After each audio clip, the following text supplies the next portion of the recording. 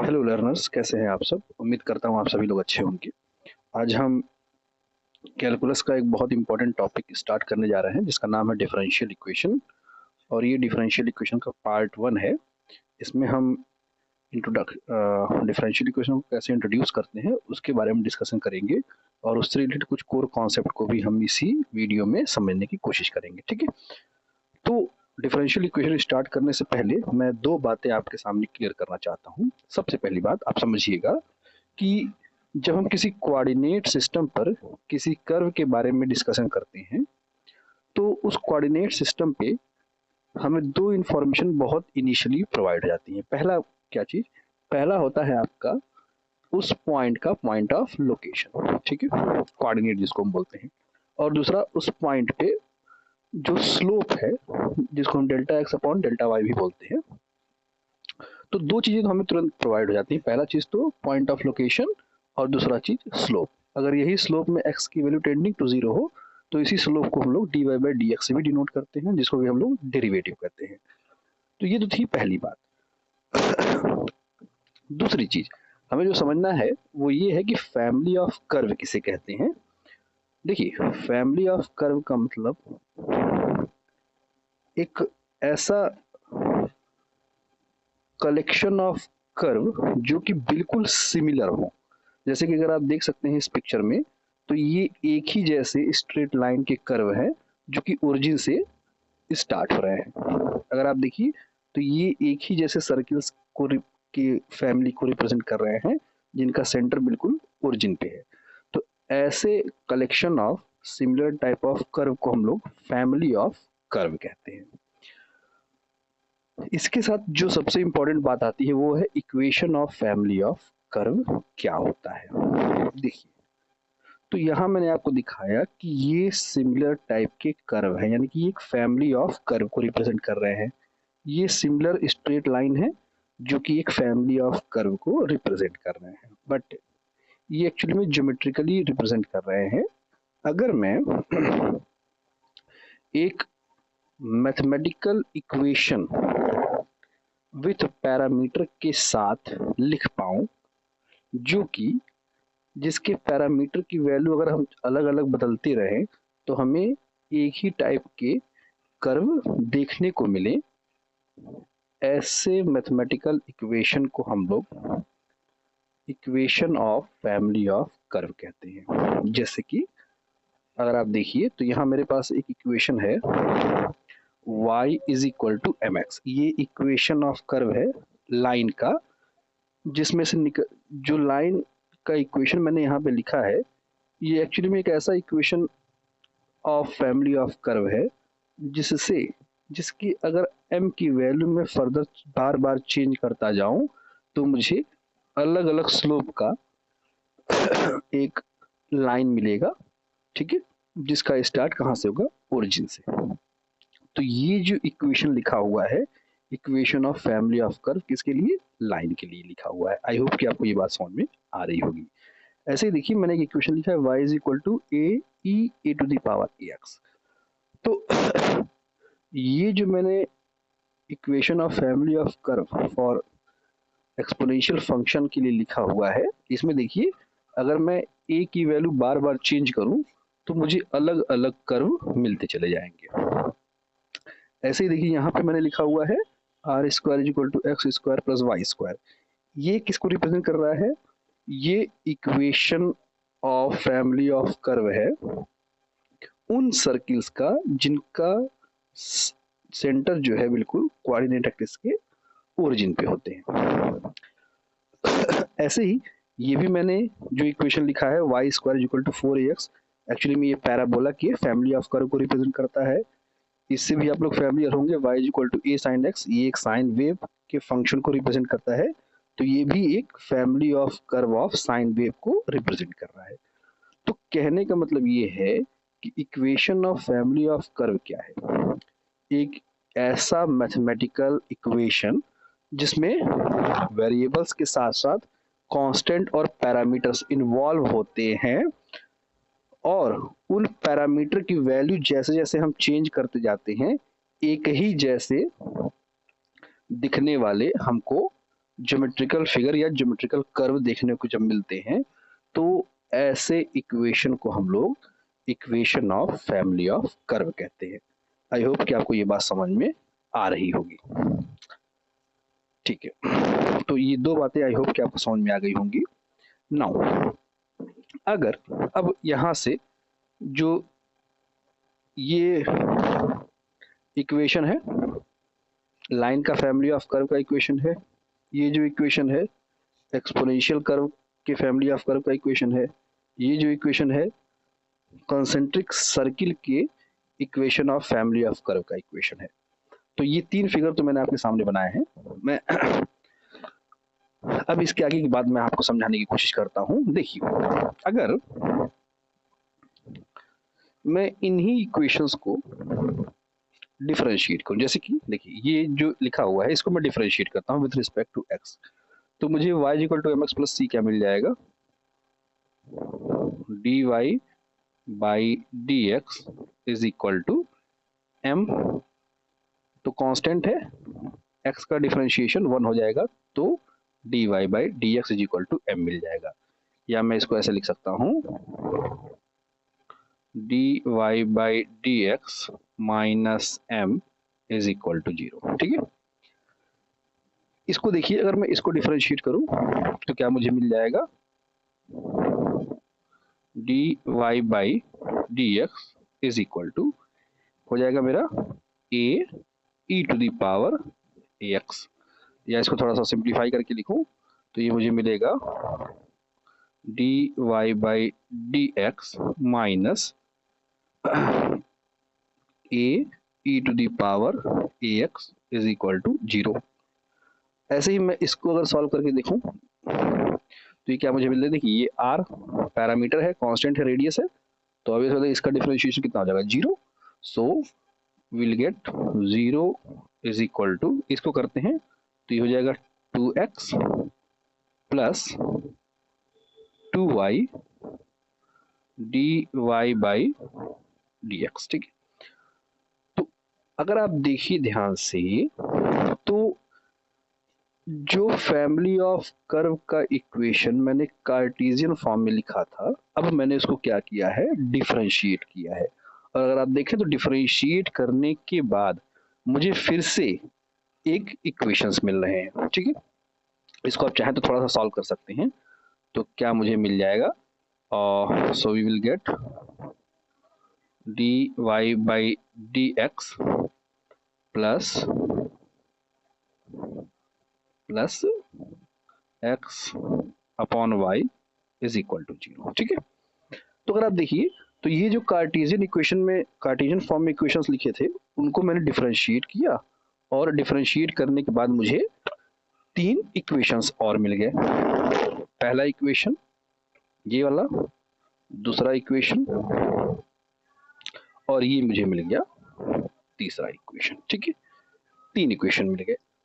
Actually ये जो differentiate करने के बाद जो मैंने इक्वेशन अचीव किए हैं, इन्हीं इक्वेशन को मैं कहूंगा डिफरेंशियल इक्वेशन। ये कहलाएगा मेरा डिफरेंशियल इक्वेशन ऑफ लाइन, ये कहलाएगा मेरा differential equation of exponential curve, और ये कहलाएगा मेरा differential equation of concentric circle. ठीक है, आई होप कि आपको ये बात समझ में आई होगी। एक्चुअली में कुछ और नहीं है, ये जो मैंने डिफरेंशियल इक्वेशंस लिखे हैं ये कुछ और नहीं है, it is also the equation of family of curve. यहाँ जो मैंने इक्वेशन लिखे थे it is also equation of family of curve, but it is in the form of Cartesian function. Cartesian form में मैंने इक्वेशन लिखे हैं। यहाँ जो मैंने equation of family of curve लिखा है in the form of derivative लिखा हुआ है। ठीक है, डेरिवेटिव फॉर्म में जब हम equation of family of curve लिखते हैं तो उसके दो फायदे होते हैं। पहला, अगर आप ध्यान से देखिए, इस इक्वेशन को ध्यान से देखिए, ये भी equation of family of curve है, कंसेंट्रिक सर्किल्स की फैमिली का। अगर आप ध्यान दीजिए इसमें तो देखिए पॉइंट ऑफ लोकेशंस मिले हुए हैं मुझे। ठीक है, और दूसरा किसी भी पॉइंट पे उस कर्व के लिए निकाला गया स्लोप है। अगर आप ध्यान दिए तो मैंने पहले बता दिया कि किसी भी कर्व के लिए हमको दो चीजें मिलती हैं, एक तो कोऑर्डिनेट्स और दूसरा स्लोप। तो मैंने क्या किया ना कि एक ऐसा इक्वेशन लिखा है जिसमें कोऑर्डिनेट्स और स्लोप दोनों को रिलेट करके मैंने एक कंबाइंड इक्वेशन लिख दिया है। तो ये जो इक्वेशन है यही कहलाएगा मेरा डिफरेंशियल इक्वेशन। देखिए मैंने डिफरेंशियल इक्वेशन की डेफिनेशन भी लिखी है कि an equation which relates coordinates of the curve and slope of the curve, ऐसे इक्वेशन को हम लोग बोलते हैं डिफरेंशियल इक्वेशन। ठीक है, एक चीज समझिएगा, यहाँ पे जो dy लिखा है या फिर dx लिखा हुआ है, देखिए यहाँ पे ऐसे ये लिखा हुआ है आपका dy या dx, या जब भी आप बुक उठाते होंगे तो ऐसे लिखा होता होगा d2y या dx स्क्वायर, ऐसे लिखे होते होंगे। ठीक है ना, तो ये जो अलग अलग dy या dx जो लिखे होते हैं इन्हीं को हम बोलते हैं डिफरेंशियल्स। ठीक है, ये जो अलग से dy या dx लिखा है डिफरेंशियल ऑफ कर्व। ठीक है, तो आई होप कि आपको इतनी बातें समझ में आई होंगी। चलिए आगे बढ़ते हैं। जो मैंने आपको इतनी बातें बताई हैं, अगर इनको मैं एक लाइन में समराइज करना चाहूँ तो देखिए मैं क्या कह सकता हूँ, बात मेरी समझिएगा। अगर इस पूरी बात को समराइज करके मैं आपको समझाऊं तो मुझे मिलेगा ये कि जब मैं किसी ऑर्डिनरी इक्वेशन को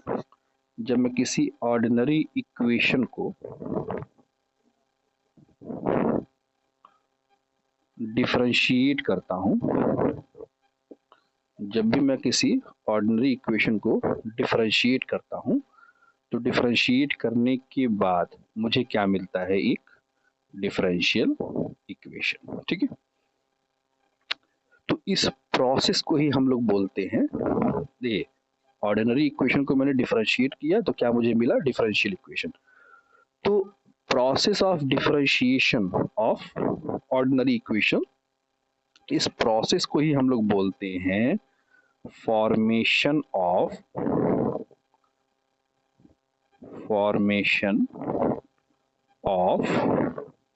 डिफरेंशियल इक्वेशन। ठीक है, आई होप कि आपको ये बात समझ में आई होगी। ये मेरा ऑर्डिनरी इक्वेशन था, इसको डिफरेंशिएट किया, डिफरेंशिएट करने के बाद जो मुझे मिला, जो इक्वेशन मुझे मिला उसी को मैंने कहा डिफरेंशियल इक्वेशन।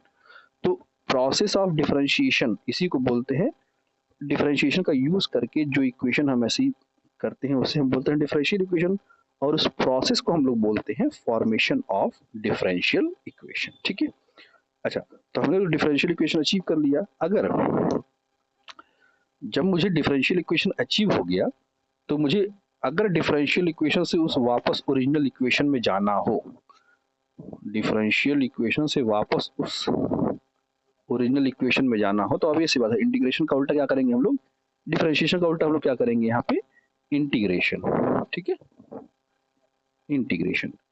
तो जब हम डिफरेंशियल इक्वेशन को इंटीग्रेट करके वापस ओरिजिनल इक्वेशन पहुंचते हैं तो इस प्रोसेस को हम लोग बोलते हैं solution of differential equation. I hope कि आपको ये बातें समझ में आई होंगी। मैं एक बार फिर से समझा दूं, किसी ऑर्डिनरी इक्वेशन को जब डिफरेंशिएट करते हैं तो हमें मिलता है डिफरेंशियल इक्वेशन, और इस प्रोसेस को हम लोग बोलते हैं फॉर्मेशन ऑफ डिफरेंशियल इक्वेशन। और जब किसी गिवन डिफरेंशियल इक्वेशन को इंटीग्रेट करके वापस उसके ओरिजिनल इक्वेशन में पहुंचते हैं, कार्टेशियन फॉर्म के इक्वेशन में पहुंचते हैं, तो उस प्रोसेस को हम लोग बोलते हैं solution of differential equation. I hope कि आपको ये बात समझ में आई होगी। चलिए आगे चलते हैं। देखिए बात डिफरेंशियल इक्वेशन की हो रही है तो मैं आपको टाइप्स ऑफ डिफरेंशियल इक्वेशन भी बता दूं लगे हाथ।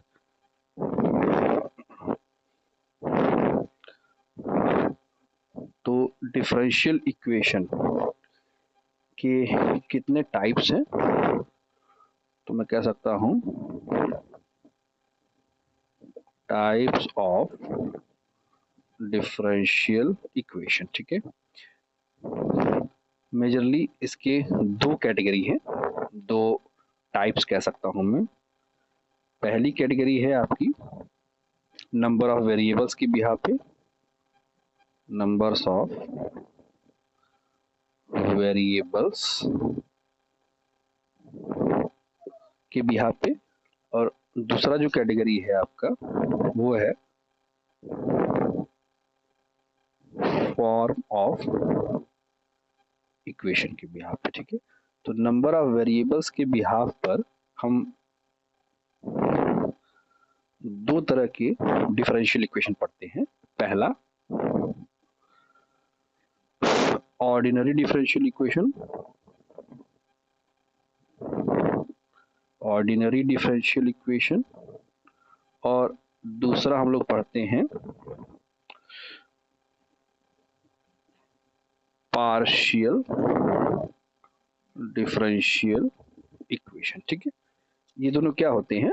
तो देखिए, ऑर्डिनरी डिफरेंशियल इक्वेशन एक ऐसा डिफरेंशियल इक्वेशन होगा जिसमें डिपेंडेंट वेरिएबल एक होगा और इंडिपेंडेंट वेरिएबल भी एक ही होगा। ठीक है, अगर वो पार्शियल अच्छा, ऑर्डिनरी में डिपेंडेंट वेरिएबल एक होगा, इंडिपेंडेंट वेरिएबल एक होगा। ठीक, और इसमें जो हम डिफरेंशियल्स का रिप्रेजेंटेशन है वो हम dx, dy, d2x, d2y या ऐसे ही इसी फॉर्म में करें, मतलब कि हमेशा d सिंबल का यूज करते हुए हम डिफरेंशियल्स को लिखेंगे। ठीक है, तो ऐसे इक्वेशन को हम लोग ऑर्डिनरी डिफरेंशियल इक्वेशन कहेंगे। दूसरा जो चीज है वो है आपका पार्शियल डिफरेंशियल इक्वेशन। इसमें क्या होगा कि मेन चीज जो है वो ये है कि जो आपका इंडिपेंडेंट वेरिएबल होगा वो मोर देन वन होगा। ये सबसे इंपॉर्टेंट है। डिपेंडेंट वेरिएबल कितना होगा ये इंपॉर्टेंट नहीं है, लेकिन जो इंडिपेंडेंट वेरिएबल होगा वो मोर देन वन होगा। और इसमें जो डिफरेंशियल्स हैं उसको कुछ ऐसे रिप्रेजेंट करेंगे, देखिए डेल एक्स, डेल वाई, ठीक है, डेल टू एक्स, और ऐसे ही। आई होप कि आपको ये बात समझ में आ ही रही होगी। ये तो बात हो गई नंबर ऑफ वेरिएबल्स के बिहाफ पे टाइप ऑफ डिफरेंशियल इक्वेशन। दूसरा जो है वो फॉर्म ऑफ इक्वेशन के बिहाफ पे कितने टाइप से डिफरेंशियल इक्वेशन बनाए जाते हैं। तो फॉर्म ऑफ इक्वेशन का मतलब ये है कि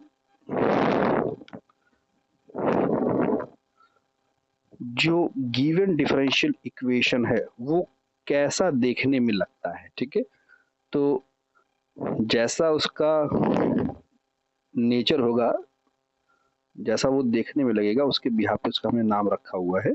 तो उसकी कई कैटेगरियां हैं, मैं आपके सामने कुछ नाम लिख के रख देता हूँ। तो फॉर्म ऑफ इक्वेशन के बिहाफ पे जो पहला फॉर्म होता है वो होता है आपका, पहला होता है आपका वेरिएबल सेपरेबल टाइप। ठीक है, variable separable type differential equation. जो दूसरा होता है आपका वो होगा आपका होमोजीनियस डिफरेंशियल इक्वेशन। तीसरी जो कैटेगरी होगी वो आपकी नॉन होमोजीनियस डिफरेंशियल इक्वेशन होगा। एक चौथी कैटेगरी होती है जिसको हम लोग लीनियर डिफरेंशियल इक्वेशन बोलते हैं, और एक और भी कैटेगरी होती है जिसको हम लोग नॉन लीनियर डिफरेंशियल इक्वेशन बोलते हैं। वैसे तो होता बहुत है, बट क्लास 12th लेवल तक इतना ही बहुत ज़्यादा हो जाता है डिफरेंशियल इक्वेशन के टाइप। ठीक है, बहुत डिटेल में नहीं जाएंगे। ठीक है, जितना हमारे सिलेबस में हम उसके ही अराउंड बात करेंगे। तो ये तो हो गया आपका फॉर्म ऑफ इक्वेशन के बिहाफ पे type of differential equation. I hope कि आपको ये बात समझ में आई होगी। ये तो हो गई डिफरेंशियल इक्वेशन की टाइप। तो जब हम इक्वेशन को डिफरेंशिएट करते हैं तो डिफरेंशियल इक्वेशन मिलता है और उसकी type.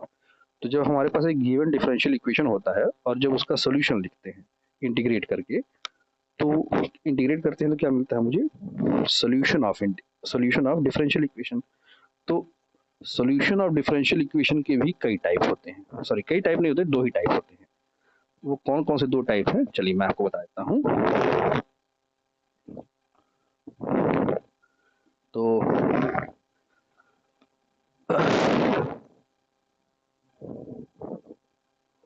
Solution of differential equation basically दो टाइप के होते हैं। पहला होता है आपका जनरल सॉल्यूशन, और जो दूसरा होता है आपका वो होता है आपका पर्टिकुलर सॉल्यूशन। ठीक है, ये दो टाइप के सॉल्यूशन ऑफ डिफरेंशियल इक्वेशन होते हैं। ये क्या होते हैं तो मैं आपको समझा दे रहा हूँ। देखिए, जब भी किसी डिफरेंशियल इक्वेशन को सॉल्व करते हैं, ऑब्वियस बात है हम इंटीग्रेशन का यूज करके सॉल्व करते हैं, और आप जानते हैं कि जब भी हम इंटीग्रेशन यूज करते हैं तो आफ्टर सॉल्यूशन हम एक कांस्टेंट अटैच करते हैं। ठीक है, तो जो सॉल्यूशन मुझे मिलता है डिफरेंशियल इक्वेशन का, जो सॉल्यूशन हमें मिलता है अगर उसमें कांस्टेंट इन्वॉल्व है, ठीक है, एक ऐसा सॉल्यूशन डिफरेंशियल इक्वेशन का जिसे हम कांस्टेंट के साथ लिख रहे हैं, ऐसे सॉल्यूशन ऑफ डिफरेंशियल इक्वेशन को हम लोग बोलेंगे जनरल सॉल्यूशन। ठीक है, और अगर हम सॉल्यूशन ऑफ डिफरेंशियल इक्वेशन में जो कांस्टेंट है उसकी वैल्यू रखें और फिर हम डिफरेंशियल इक्वेशन को सॉल्व करके, मतलब जो डिफरेंशियल इक्वेशन मिला है उसमें हम कांस्टेंट की वैल्यू रख सकते हैं, और रखने के बाद जो सोल्यूशन मुझे मिलता है वो कहलाता है आपका particular solution of differential equation. तो आई होप कि आपको इतनी बातें तो समझ में आ ही गई होंगी। ये कुछ बेसिक बातें हैं।